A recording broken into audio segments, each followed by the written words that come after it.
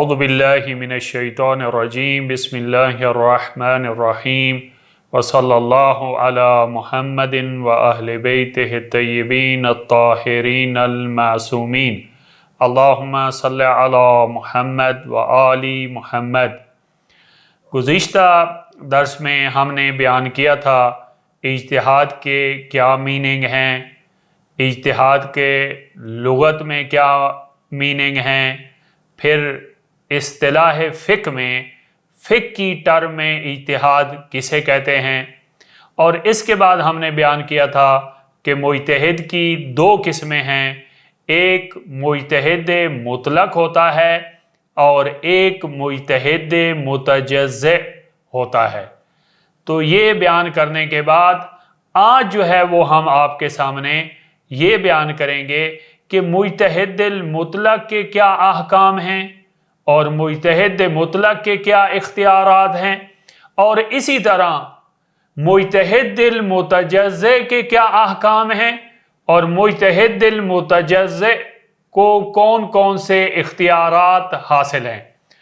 تو سب سے پہلے جو ہے وہ ہم آپ کے سامنے بیان کرتے ہیں مجتہد مطلق کے احکام۔ مجتہد مطلق کیا ہوتا ہے؟ ایسا مجتہد، ایسی شخصیت کہ جو فقہ کے تمام ابواب میں یہ صلاحیت رکھتی ہے استنباط الحکم الشرعی کی، یعنی حکم شرعی کے استنباط کی تمام ابواب میں جو شخصیت جو ہے وہ صلاحیت رکھتی ہے، تمام چیپٹرز میں جو ہے وہ حکم شرعی کے استنباط کی صلاحیت رکھتی ہے، اس کو مجتہد مطلق کہتے ہیں۔ لہٰذا پہلا جو حکم ہے مجتہد مطلق کا وہ یہ ہے کہ جب یہ شخصیت تمام ابواب میں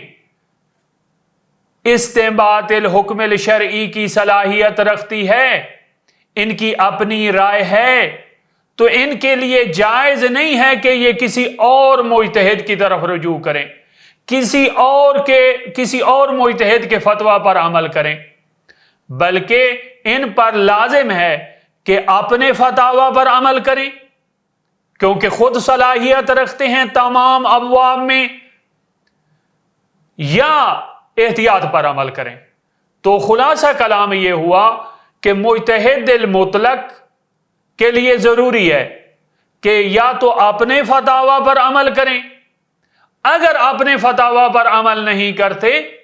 تو پھر احتیاط پر عمل کریں، کسی اور مجتہد کے فتوے پر عمل کرنا مجتہد مطلق کے لیے جائز نہیں ہے۔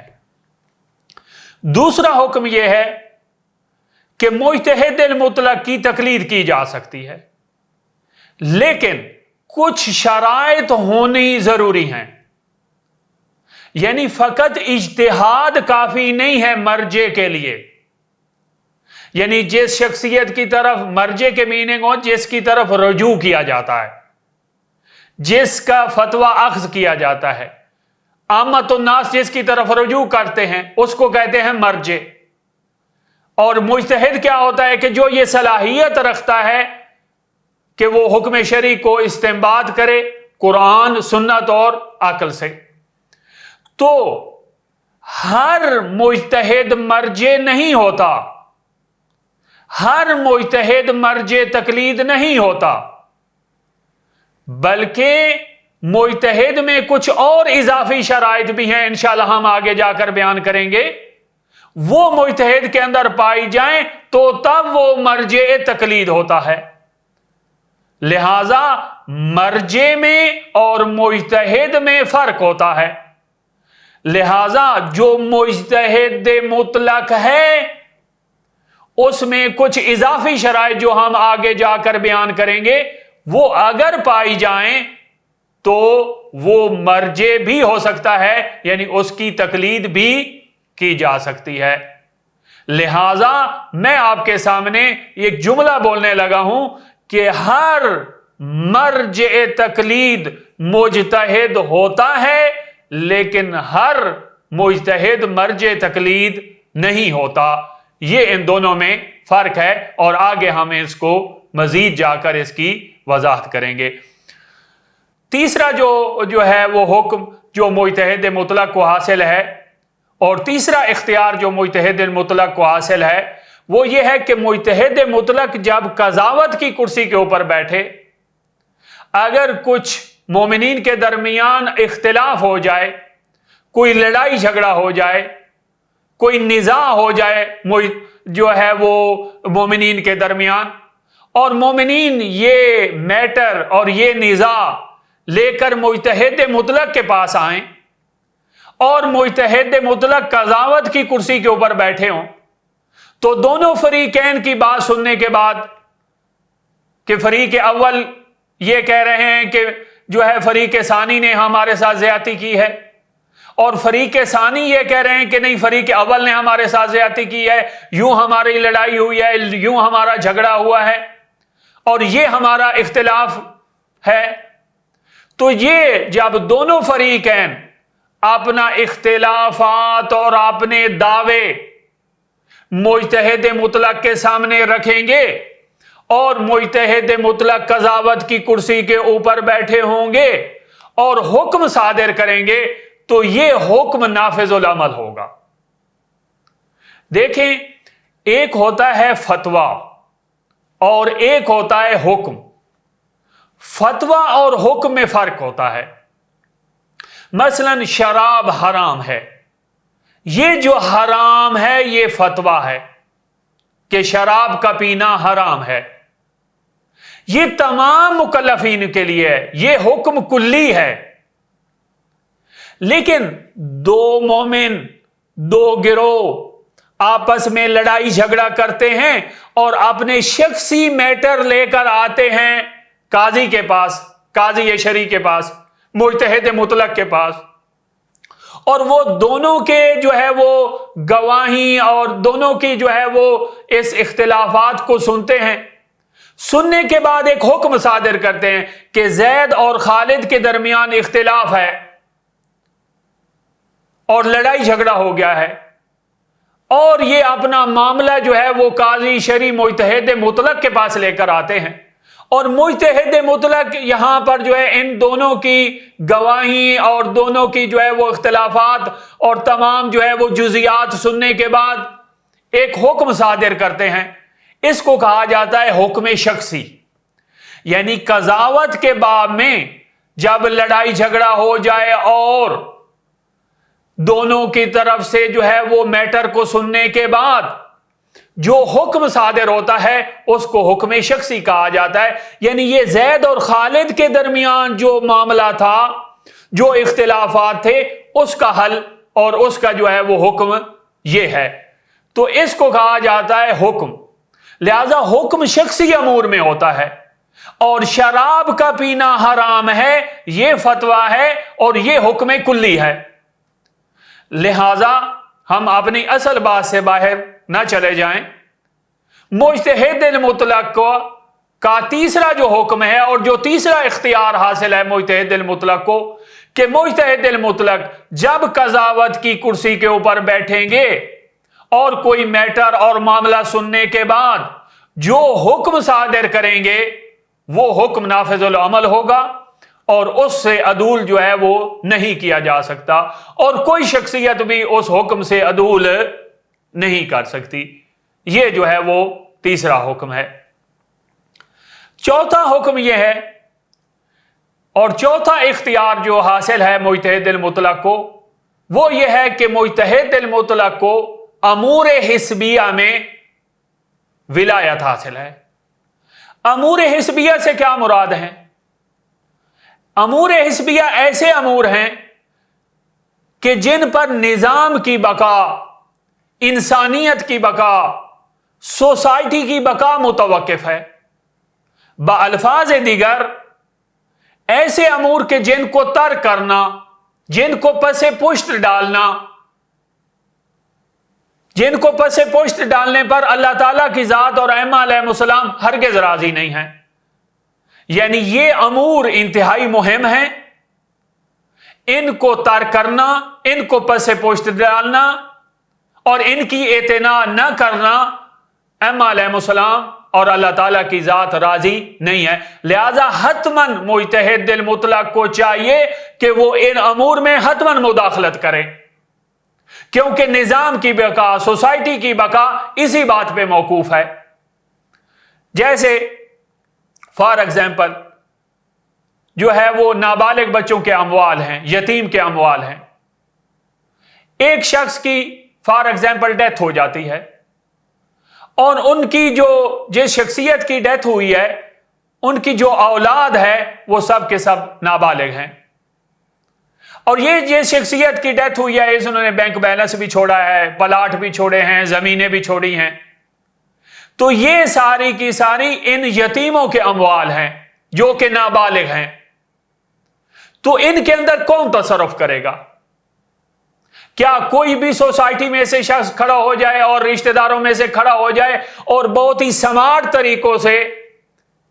ان یتیم کے اموال کو ہڑپ کر جائے؟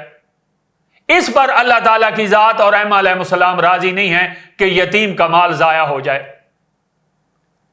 لہذا اس میں حتماً مجتہد المطلق کو ولایت حاصل ہے کہ وہ مداخلت کریں۔ لہذا اس طرح اگر کسی مومن کی ڈیتھ ہوتی ہے اور ان کے جو اولاد ہے وہ نابالغ ہیں تو ہمیں مجتہد مطلق کی طرف رجوع کرنا پڑے گا۔ سوسائٹی میں سے یا رشتہ داروں میں سے کوئی بھی شخص کھڑے ہو کر ان کے اموال میں تصرف نہیں کر سکتا، ان مرحوم کے گھر میں تصرف نہیں کر سکتا، اور یہ بچے خود نابالغ ہیں، یہ خود تصرف کے قابل نہیں ہیں کیونکہ ابھی تک بالغ نہیں ہیں۔ لہذا اس صورت میں ہمیں مجتہد مطلق کی طرف رجوع کرنا پڑے گا۔ مجتہد مطلق جو ہے ایک عادل شخصیت کو ان بچوں کے اموال کے اوپر ولی بنائیں گے، جو عادل شخصیت ان بچوں کی مصلحت کو دیکھ کر کہ ان بچوں کی مصلحت کس چیز میں ہے، ان بچوں کا فیوچر کس چیز میں، اس کے مطابق جو ہے وہ ان کے اموال میں تصرف کرے گا۔ کیا پلاٹ کا باقی رکھنا ان بچوں کی مصلحت میں ہے تو باقی رکھیں گے، پلاٹ کا فروخت کرنا ان بچوں کی مصلحت میں ہے تو فروخت کریں گے۔ اسی طرح جو ہے وہ ان بچوں کو کس سکول میں پڑھانا ہے اور کیا ان کی مصلحت میں ہے، وہ عادل شخصیت کے جس کو مجتہد مطلق معین کریں گے وہ تصرف کریں گے۔ لہذا مال یتیم کو جو ہے وہ ایسے ہی چھوڑ دیا جائے کسی کے رحم و کرم پر، کوئی بھی جو ہے وہ کھڑے ہو کر ان کے اندر تصرف کرے اور سمارٹ طریقے سے مال یتیم کو کھا جائے اور ان بچوں کے مال کو کھا جائے، اس پر اللہ تعالیٰ کی ذات اور ائمہ علیہ السلام ہرگز راضی نہیں ہیں۔ لہذا مجتہد مطلق کو جو ہے وہ ولایت حاصل ہے، ان کی اجازت کے بغیر جو ہے وہ ان کے اندر تصرف نہیں کیا جا سکتا، اور وہ کسی کو ولی معین کریں گے جو عادل ہوں گے اور ان کے جو ہے وہ تصرفات عادلانہ ہوں گے جو بچوں کی مصلحت کے مطابق ہوں گے۔ اسی طرح جو ہے وہ دوسری مثال آپ کے سامنے میں ذکر کرتا ہوں کہ وقف کے اموال ہیں، ماشاءاللہ مومنین جو ہے وہ بہت کثیر تعداد میں اموال وقف کرتے ہیں مساجد کے لیے اور امام بارگاہ کے لیے۔ تو یہ جو اموال وقف کیے گئے ہیں، زمینیں وقف کی گئی ہیں، پلاٹ وقف کیے گئے ہیں، اموال وقف کیے گئے ہیں مساجد اور امام بارگاہ کے لیے، اس کے اندر کون تصرف کرے گا؟ کیا کوئی بھی معاشرے میں سے انسان کھڑا ہو جائے اور ان کے اندر تصرف کرنا شروع کر دے، جس کو یہ بھی معلوم نہیں ہے کہ یہ جو امام بارگاہ کے اموال ہیں ان کو کہاں پہ خرچ کرنا چاہیے، وہ معارف اہل بیت میں خرچ کرنا چاہیے یا کہاں پہ خرچ کرنا چاہیے، اور معارف اہل بیت ہیں کیا، معارف دین ہیں کیا؟ لہذا ان اموال میں مساجد کے اموال ہیں یا امام بارگاہ کے لیے جو اموال وقف ہیں، ان کے اندر کوئی بھی شخص سوسائٹی میں سے کھڑے ہو کر ان کے اندر تصرف نہیں کر سکتا۔ مجتہد المطلق کو ولایت حاصل ہے، وہ ان میں تصرف کریں گے، اور کسی عادل شخص کو کہ جو معارف دین سے، معارف اہل بیت سے آگاہ ہے، ان کو معین کریں گے، اور وہ مصلحت کو دیکھ کر اور معارف اہل بیت کے مطابق اور جن مقاصد کے لیے ان اموال کو وقف کیا گیا ہے اس کے مطابق جو ہے وہ خرچ کریں گے۔ لہذا دیکھیں، یہ جو یتیم کا مال ہے और इसी तरह जो अमवाल वक्फ हैं मसाजिद और इमाम बारगाह के लिए, यहां पर जो है वो मुजतहिद मुतलक को इन अमूर में विलायत हासिल है। और अलैहिस्सलाम और अल्लाह ताला की ज़ात हरगिज़ राजी नहीं है कि इन अमवाल को किसी के ऊपर, किसी भी शख्स के ऊपर, रहम करम के ऊपर छोड़ दिया जाए और कोई भी सोसाइटी में खड़ा हो और इन अमवाल में तसर्रुफ करे। लिहाजा मुजतहिद मुतलक का वजीफा बनता है कि वो मसलहत को देखकर किसी शख्स को मुअय्यन करें ताकि जो है वो अमवाल जो वक्फ के हैं या यतीम के हैं वो अपने जो है वो मखसूस मद में कि जिसके लिए वो वक्फ किए गए उसी के ऊपर जो है वो खर्च हों। तो ये 4 अहकाम जो है वो हमने मुजतहिद मुतलक के आपके सामने बयान किए हैं। इसके बाद जो है वो मुजतहिद मुतजज़्ज़े के क्या अहकाम हैं वो हम आपके सामने बयान करते हैं। देखिए, मुजतहिद मुतजज़्ज़े का पहला हुक्म यह है, मुजतहिद मुतजज़्ज़े कहते किसे हैं? जैसा कि हम पहले भी बयान कर चुके हैं कि एक ऐसा मुजतहिद है कि जो फिक्र के बाज अबवाब में, बाज चैप्टर्स में मुजतहिद हैं और बाज में मुजतहिद नहीं हैं। तो जिन अबवाब में वो सलाहियत रखते हैं इज्तिहाद की और इस्तिंबात की, उन अबवाब में तो वो अपने फतावा पर अमल करेंगे, और जिन अबवाब में वो सलाहियत नहीं रखते उनमें वो आमतुन्नास की तरह है मुजतहिद मुतजज़्ज़े। या तो वो किसी और मुजतहिद की तकलीद करेंगे या वो एहतियात के ऊपर अमल करेंगे। ये है मुजतहिद मुतजज़्ज़े का पहला हुक्म। दूसरा हुक्म यह है कि क्या हम मुजतहिद मुतजज़्ज़े की तकलीद कर सकते हैं? एक शख्स जो है वो मुजतहिद है फकत अमूर मालिया में,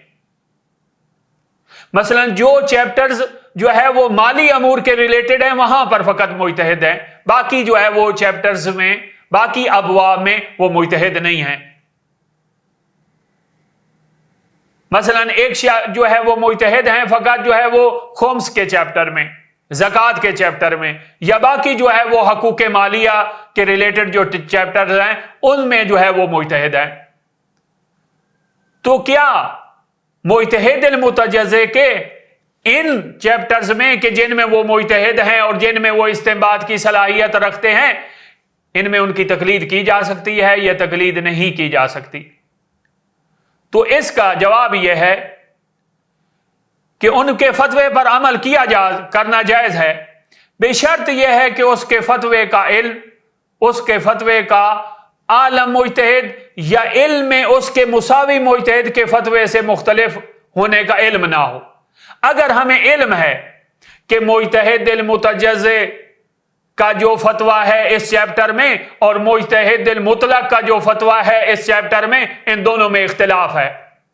और मुजतहिद मुतलक फॉर एग्जाम्पल आलम है, तो उस सूरत में हम आलम की तकलीद करेंगे, मुजतहिद मुतजज़्ज़े की फिर तकलीद सही नहीं होगी। लिहाजा मुजतहिद मुतजज़्ज़े की तकलीद की जा सकती है जिन चैप्टर्स में वो सलाहियत रखते हैं, बेशर्त यह है कि आलम मुजतहिद के साथ उनका इख्तिलाफ ना हो। अगर इख्तिलाफ हुआ तो फिर आलम मुजतहिद की तकलीद की जाएगी, फिर मुजतहिद मुतजज़्ज़े की तकलीद नहीं की जाएगी। इसके बाद जो है वो तीसरा हुक्म और तीसरा जो इख्तियार मुजतहिद मुतजज़्ज़े को हासिल है वो ये है कि अगर मुजतहिद मुतजज़्ज़े कज़ावत की कुर्सी के ऊपर बैठे हैं और फैसला साजी कर रहे हैं, मोमिनीन के दरमियान कोई निज़ा और झगड़ा आया है और वो लेकर मुजतहिद मुतजज़्ज़े के पास आए हैं और उन्होंने कज़ावत की कुर्सी के ऊपर बैठकर हुक्म सादिर किया है, तो ये हुक्म भी मुतजज़्ज़े का हुक्म, मुजतहिद मुतजज़्ज़े का नाफिज़ुल अमल होगा और इसकी हुक्म अदूली जो है वो नहीं की जा सकती। बेशर्त यह है कि मुजतहिद मुतजज़्ज़े जो है वो कज़ावत के अहकाम की मार्फत रखते हों। लिहाजा अगर मुजतहिद मुतजज़्ज़े कज़ावत की कुर्सी के ऊपर बैठकर कोई हुक्म सादिर करते हैं तो ये हुक्म ही इनका नाफिज़ुल अमल होगा। आखिर में जो है वो ये है कि मुजतहिद मुतजज़्ज़े को क्या विलायत हासिल है अमूर हिस्बिया में, جس کی ہم وضاحت پہلے کر چکے ہیں؟ تو اس کا جواب یہ ہے کہ مجتہد المتجزئ کو ولایت حاصل نہیں ہے امور حسبیہ میں، ولایت حاصل نہیں ہے یتیم کے مال پر، ولایت حاصل نہیں ہے وقف کے اعمال پر، لہذا یہ اختیار جو ہے فقط مجتہد المطلق کے پاس ہے، جس کی وضاحت ہم پہلے کر چکے ہیں۔ تو خلاصہ کلام یہ ہوا آج کے درس کا کہ مجتہد المطلق کے کیا احکام ہیں اور مجتہد المطلق کے پاس کیا اختیارات حاصل ہیں، وہ ہم نے آپ کے سامنے بیان کیے، اور اسی طرح مجتہد المتجزئ کے کیا احکام ہیں اور کیا کیا اختیارات حاصل ہیں، وہ ہم نے آپ کے سامنے بیان کیے۔ نیکسٹ درس میں انشاءاللہ ہم بیان کریں گے کہ جو ہے وہ اجتہاد کیسے ثابت ہوتا ہے۔ والحمدللہ رب العالمین، اللہم صلی علی محمد و آل محمد۔